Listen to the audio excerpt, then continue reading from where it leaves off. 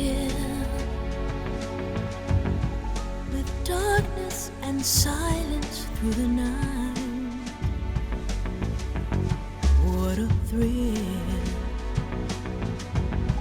I'm searching and I'll melt into you. What a fear in my heart, but you're so supreme. I give my life, not for honor, but for you. In my time, there'll be no one else. Crime, it's the way I fly to you. I'm still in a dream, snake eater. Someday you go through the rain, and someday you'll feed on a tree frog. It's ordeal, the trial to survive. For the day we see new light, I give my life, not for honor, but for you. In my time, there'll be no one else. Crime, it's the way I fly to you. I'm still in a dream, snake eater.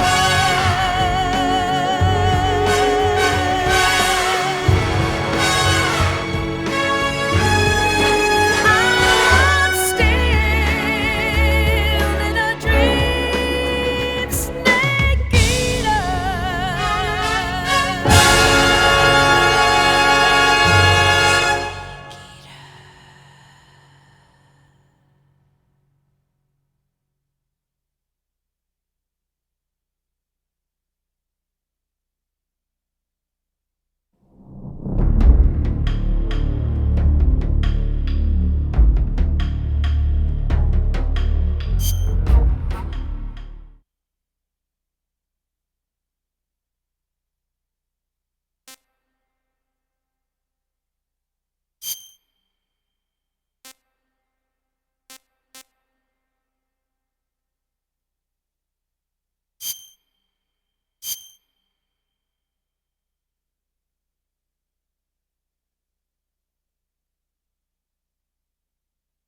After the end of World War II, the world was split into two, East and West.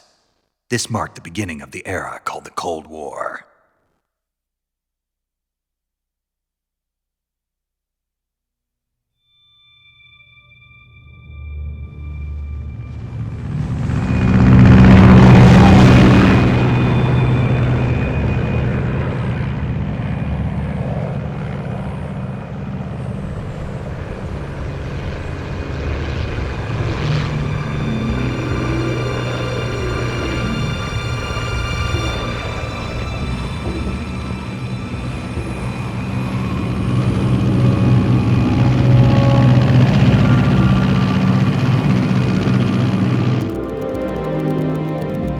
Flying over Pakistan, altitude 30,000 feet.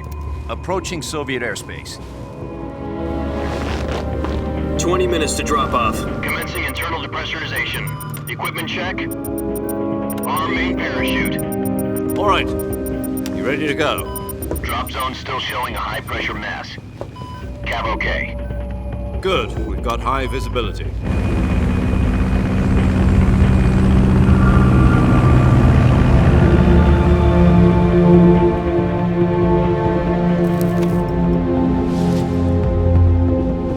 Put out that cigar.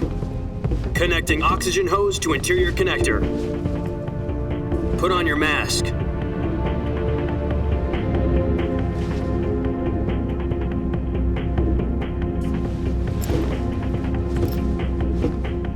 panty waist know what he's doing? Approaching release point. 10 minutes to drop off. Hey, are you deaf? He said put out the cigar and put on your mask.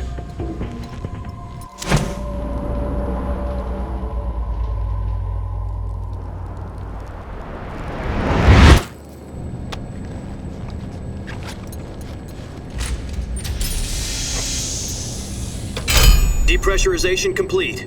Checking oxygen supply. 6 minutes to drop off. Opening rear hatch.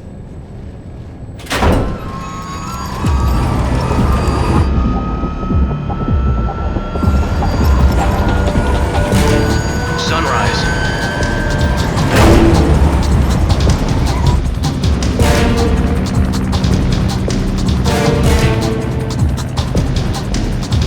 External temperature minus 46 degrees Celsius. 2 minutes to drop off. Stand up. You'll be falling at 130 miles per hour. Try not to get frostbite from the wind chill. 1 minute to drop off. Move to the rear. Activate bailout model. This is one for the history books. The world's first halo jump. 10 seconds to drop off. Stand by. Status okay. All green. Prepare for drop-off. Countdown. 5, 4, 3, 2, 1. Spread your wings And fly. God be with you.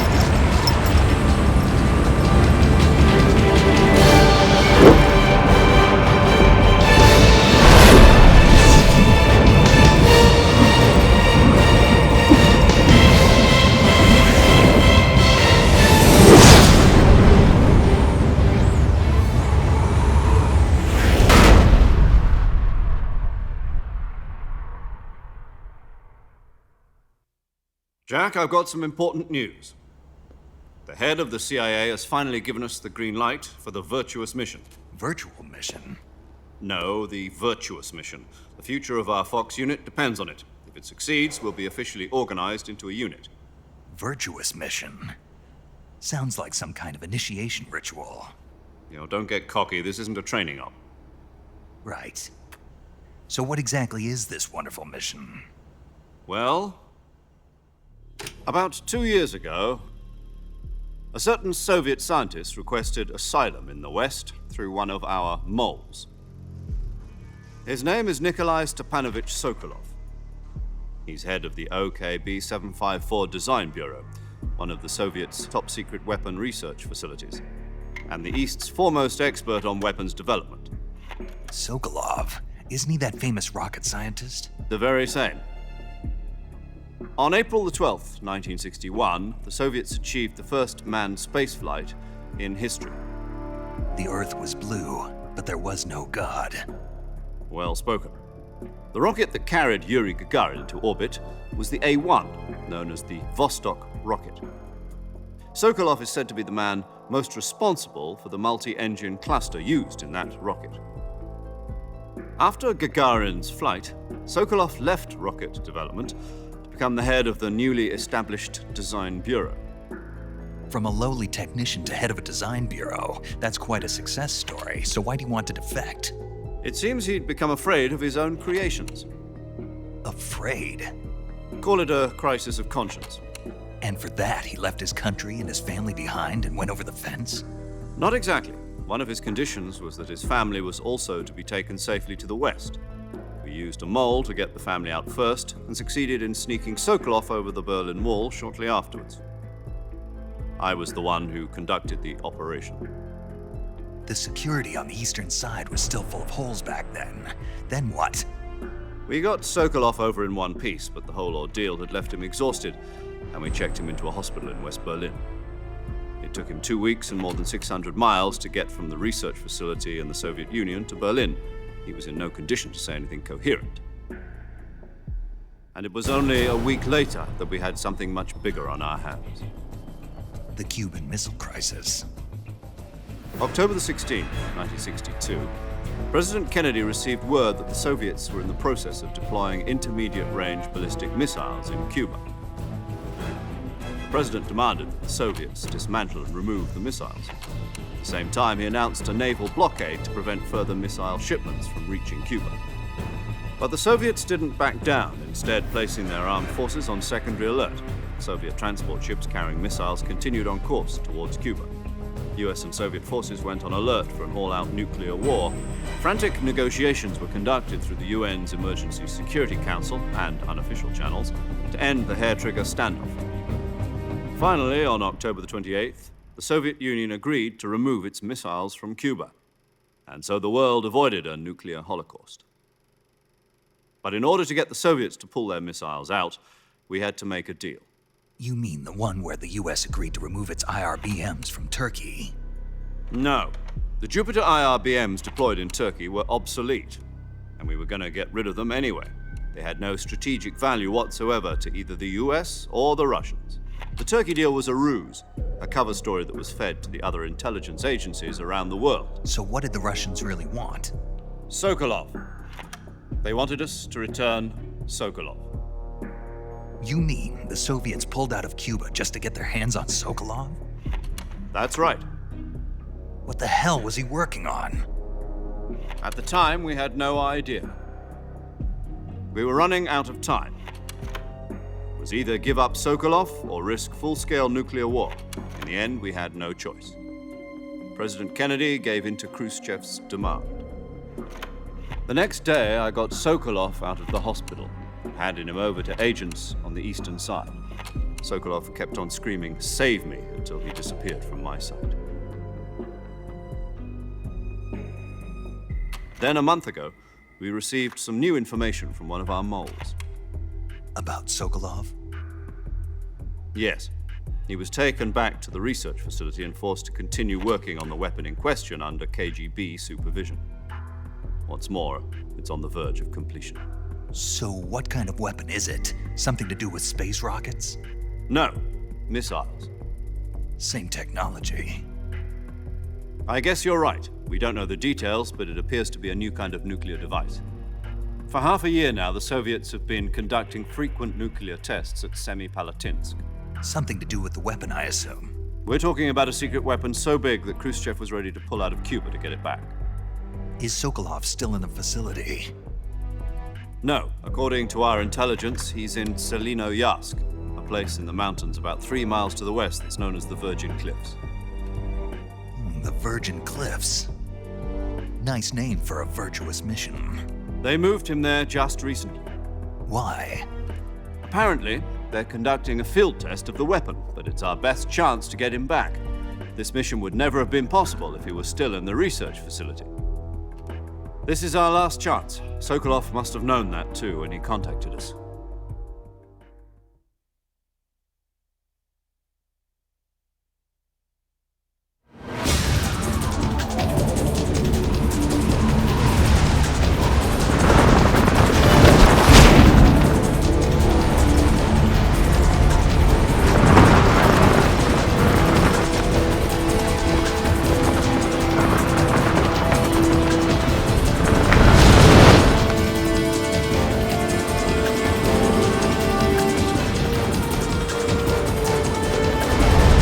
Listen up, Jack. Your mission is to infiltrate Selinoyarsk in the Soviet mountains, ensure the safety of Sokolov, and bring him back to the west.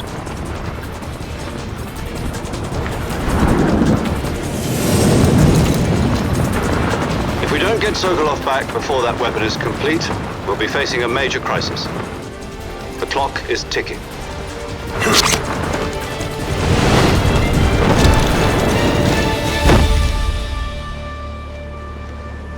Once we've confirmed the rescue of Sokolov, stand by at the recovery point. A recovery balloon will be dropped at that point. Helium will be pumped into the balloon to inflate it. The process takes about 20 minutes. Once it's complete, the gunship's arm will latch onto the balloon and pull it up. The Fulton surface-to-air recovery system. I'm familiar with the theory. Take it easy. It's been combat-proven. Do you think Sokolov is up to it? The shock will be less than during a parachute jump, and the arm can handle up to 500 pounds. So you're planning on going over the border in a single combat talon? She's equipped with two 6-barrel 20mm Vulcan cannons, as well as two 40mm machine guns. Sounds like she could hold her own against a battalion of tanks. Even with the fuel in the reserve tank, we're facing a 4-hour time limit. If all goes well, it shouldn't take more than a few hours. Home in time for dinner. But if anything goes wrong, You'll be eating dinner, breakfast. and all the rest of your meals in the jungle.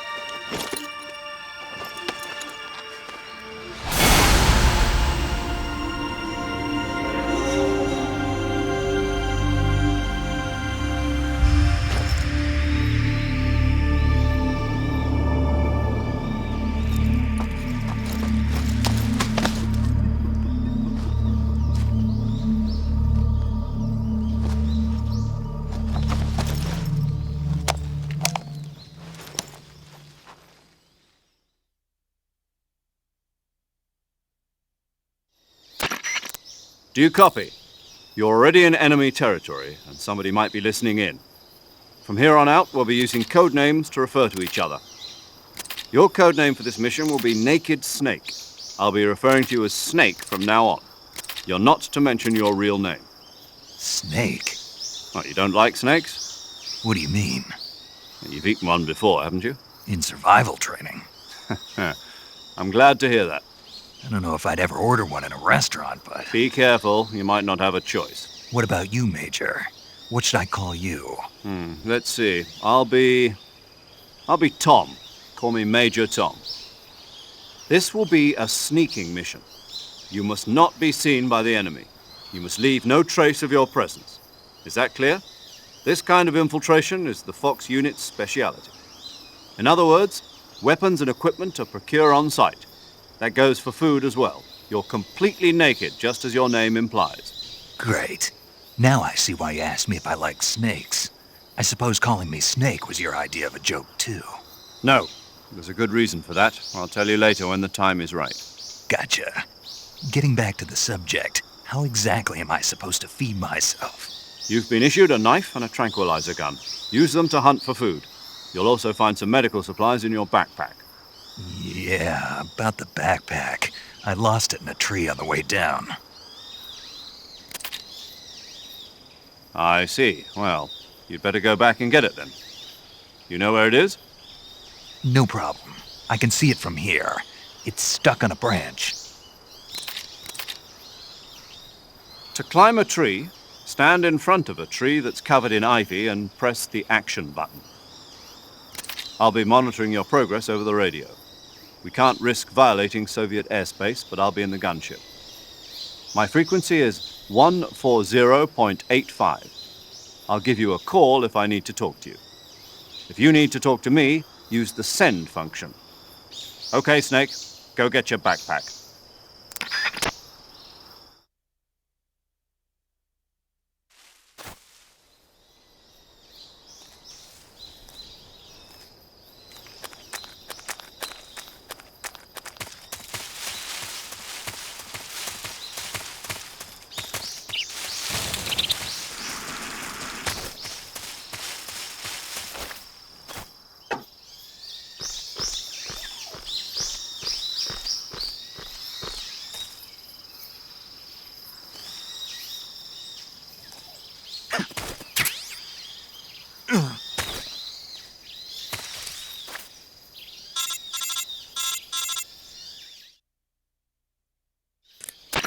I see you've retrieved your backpack, Snake.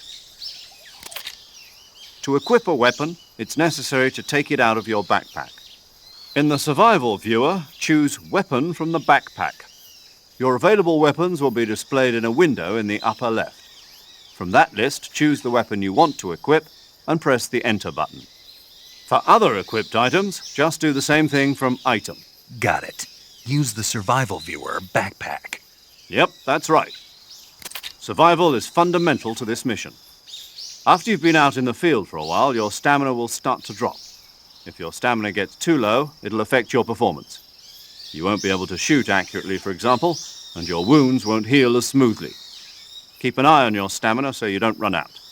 To recover lost stamina, you can hunt for local flora and fauna. You can use either your tranquilizer gun or your knife to hunt. My only weapon is a Mark 22 Hush Puppy tranquilizer gun? That's right. It's been fitted with its own suppressor. However, the suppressor will deteriorate every time you fire. Once its durability reaches 0, the noise suppression effect will be gone. So don't get too trigger happy with it. The suppressor's durability is shown in the icon. Any weapons and equipment beyond what you're carrying now, you'll have to find as you go. I have to find my own weapons and equipment? Whose crazy idea was this anyway? Solo covert actions are standard Fox operating procedure. You can't leave any traces of your presence. No weapons, equipment, footprints, sweat, or bodily waste. The same goes for bullets and cartridges, too. Your presence in enemy territory is already a violation of international conventions of warfare. There aren't supposed to be any American soldiers in Russia. It could spark an international incident. You can't let anyone see you. You can't let the enemy know you're there. This is a stealth mission. You're a ghost, Snake, in every sense of the word. And there'll be no rescue if you're captured. The military and US government will deny any involvement in the affair. Then I'll just have to take care of myself, huh? I'm afraid so. You've been given a fake death pill for that purpose.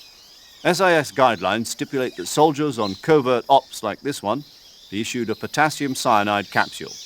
Tape it to your body so you can take it when you need to. How generous of you. Use it if you're taken prisoner by the enemy. It'll send you into a state of false death for a short time. Fooling them into thinking that I'm really dead. So how do I come back to life? Just take the revival pill. You mean that thing they put in my tooth before the mission? That's the one.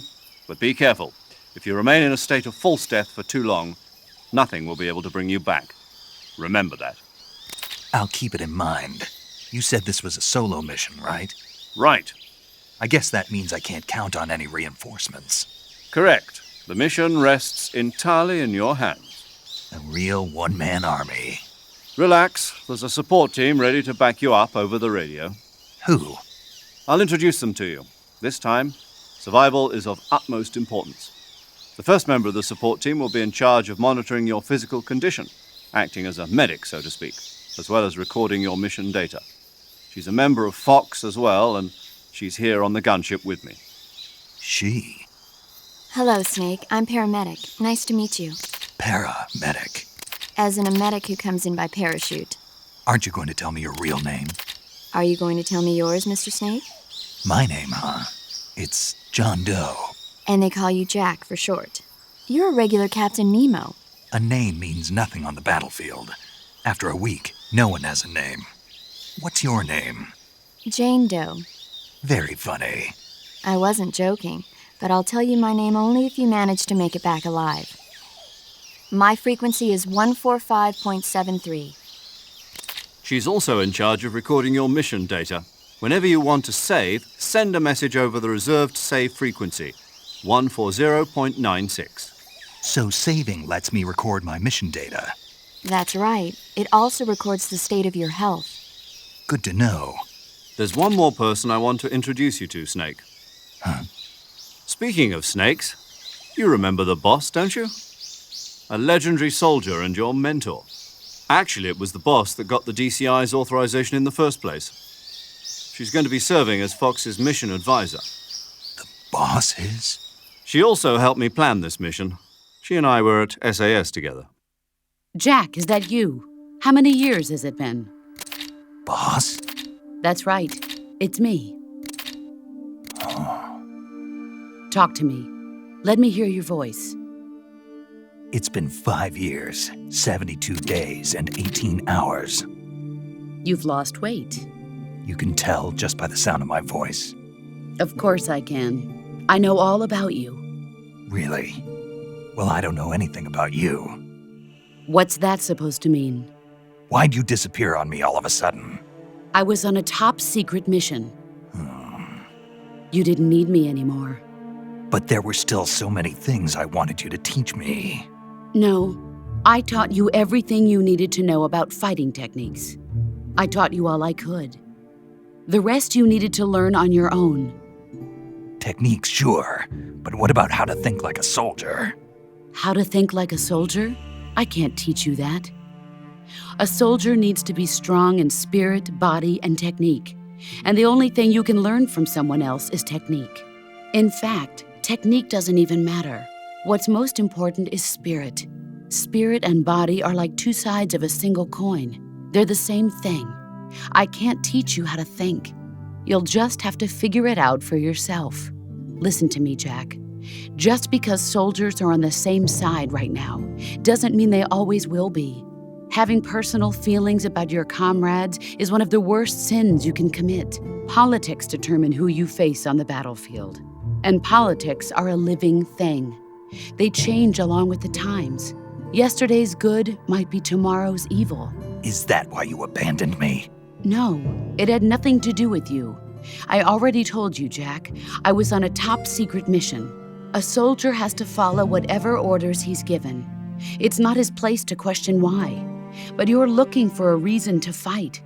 You are a natural-born fighter, but you're not quite a soldier.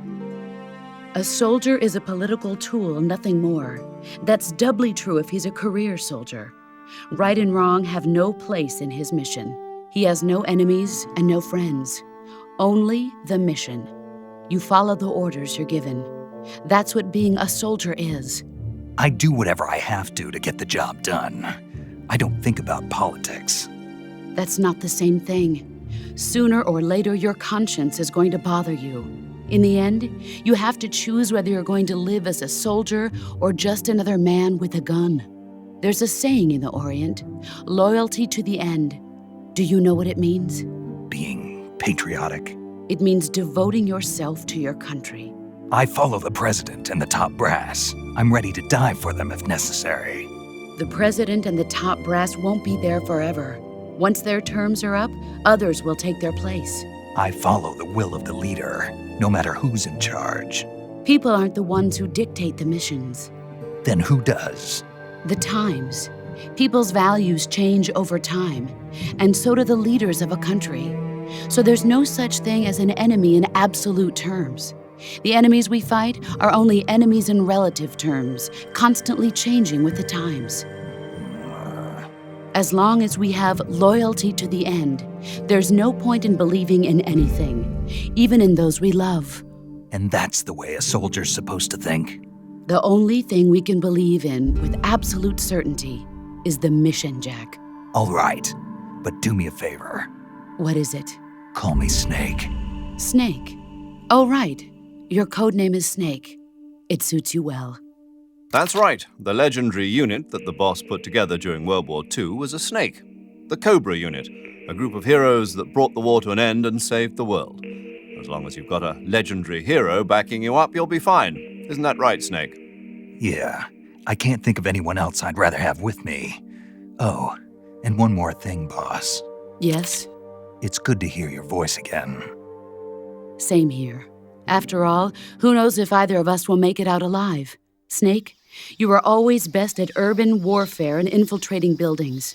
But this is the jungle. Survival is going to be key. Those CQC techniques I taught you are sure to come in handy.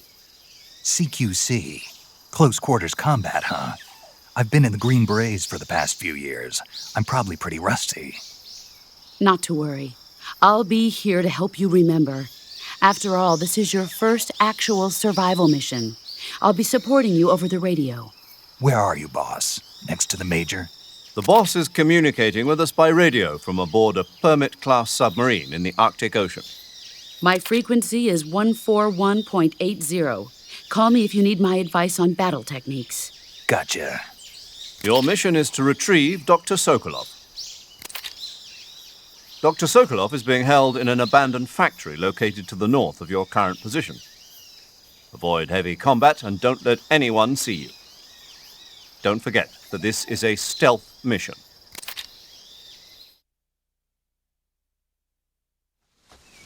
Snake, try to remember some of the basics of CQC.